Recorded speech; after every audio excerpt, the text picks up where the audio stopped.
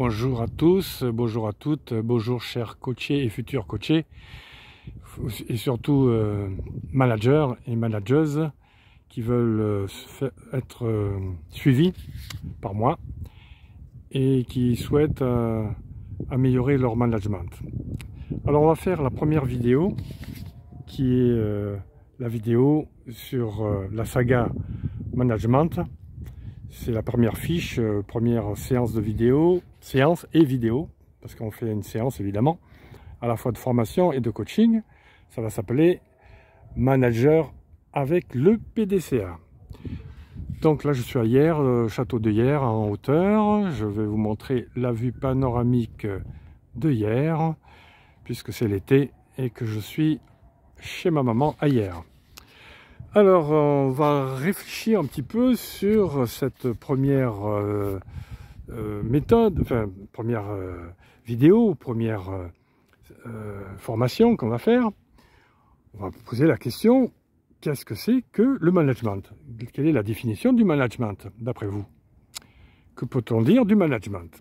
Autre question que l'on peut se poser, évidemment, quelles sont les fonctions principales du manager?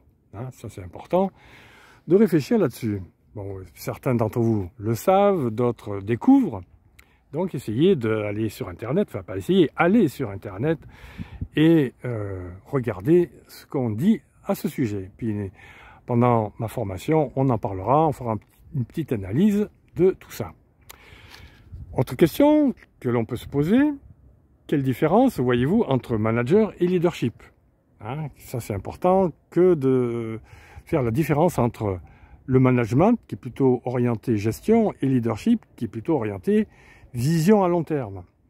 Donc là aussi, je vous invite à aller faire des recherches sur Internet et dans mes cours, mes supports de cours, et puis dans mes vidéos anciennes, j'en parle.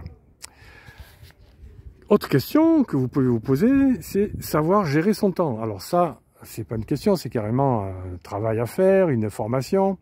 Je suppose que certains d'entre vous connaissent les lois de la gestion du temps.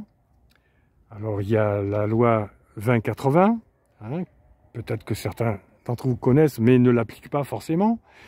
20% de ce que l'on fait rapporte 80% en bénéfices et en effets positifs.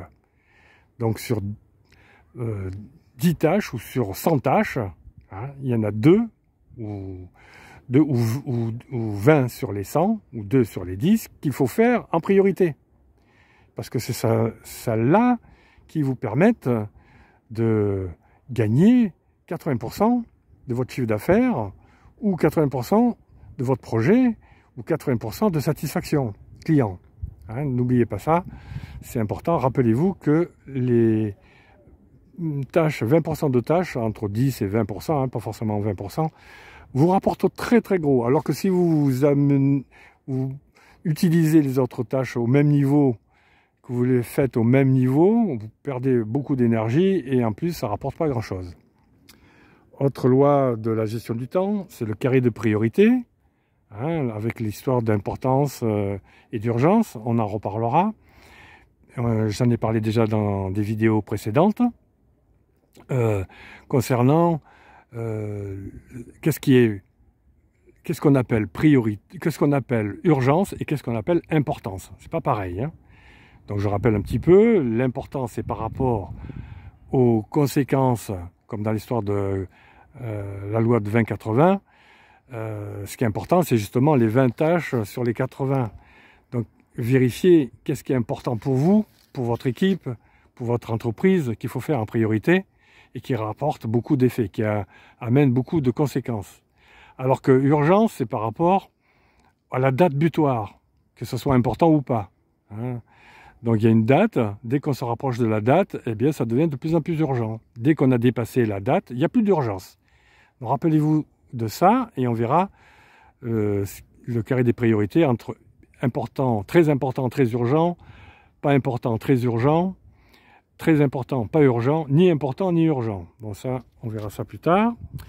Et aussi, il y a la méthode Pomodoro, qui est la méthode de concentration avec des périodes de pause, comment on peut mieux se concentrer en faisant des pauses régulières, et quel temps on doit mettre pour se concentrer, et combien de pauses on doit faire, et combien de temps on peut faire en pause.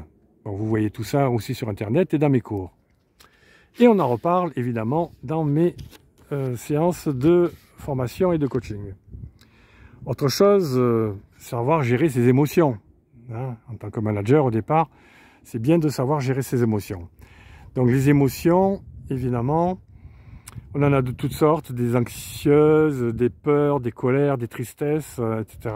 Comment les accueillir, certaines, comment les gérer, travailler sa respiration, on fera des séances de respiration, de relaxation, et aussi la méthode de cohérence cardiaque qui est très utile, facile à faire, et qui peut rapporter gros au niveau de la santé et de la gestion du stress, et de retrouver de l'énergie positive.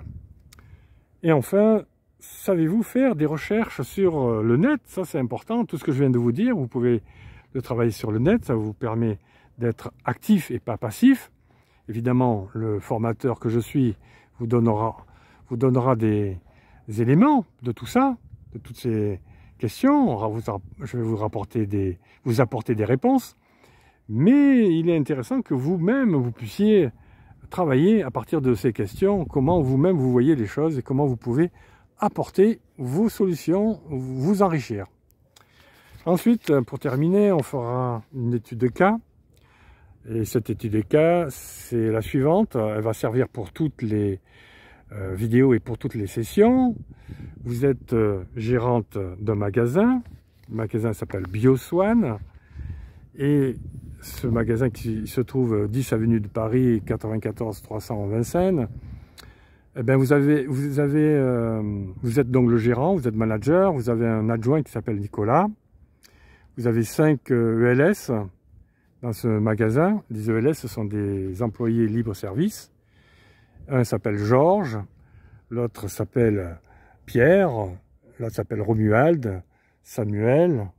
Vous avez aussi 2 réceptionnistes marchandises, 2 réceptionnaires marchandises, Claude et Sébastien. Vous avez aussi, j'ai oublié de parler de Philippe, qui est aussi un ELS.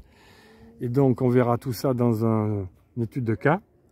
Et l'exercice à faire, il y en a 2, c'est étudier l'environnement de BioSwan, de ce magasin BioSwan qui se trouve à Vincennes. Donc d'aller faire des recherches sur internet, de voir un petit peu les magasins qui sont bio autour, voir les concurrents, est-ce que c'est bien placé, pas bien placé, voir aussi les clients potentiels qui sont à Vincennes, quel type de clients, quel profil, quel segment de marché. Et puis deuxième exercice, c'est de réaliser l'organigramme fonctionnel de vos collaborateurs. Donc apprendre à faire un organigramme fonctionnel, ça c'est facile. Donc c'est vraiment des exercices assez simples. Bon, le premier est quand même plus embêtant parce qu'il faut faire des recherches sur internet. Donc c'est apprendre à avoir l'esprit méthode, l'esprit recherche avec des mots-clés. Et après c'est de synthétiser. Hein, synthétiser tout ce que vous avez recherché et de trouver le fil conducteur et de faire une petite synthèse de tout ce que vous avez recherché, toutes les données que vous avez trouvées. Voilà ce que je vais vous dire pour cette vidéo manager avec le PDCA. La vidéo s'appelle Cœur de Swan 165 et on passera à la vidéo Cœur de Swan 166 qui va parler, elle, de assurer l'organisation, le planifier, etc., etc. Donc on va travailler aussi tout ce qui est tableau de bord, organisation, voilà. Eh bien écoutez, je vous remercie de m'avoir suivi sur cette vidéo. Évidemment, il y a tout un travail à faire en séance. Et bien sûr, je suis là pour vous aider, pour vous accompagner et pour vous donner, vous enrichir, vous donner des éléments de formation, des enrichissements. Je vous souhaite une bonne matinée si c'est le matin pour vous, une bonne après-midi si c'est l'après-midi pour vous, et une bonne soirée si c'est le soir pour vous. À très bientôt pour la prochaine vidéo et la prochaine session, la prochaine séance.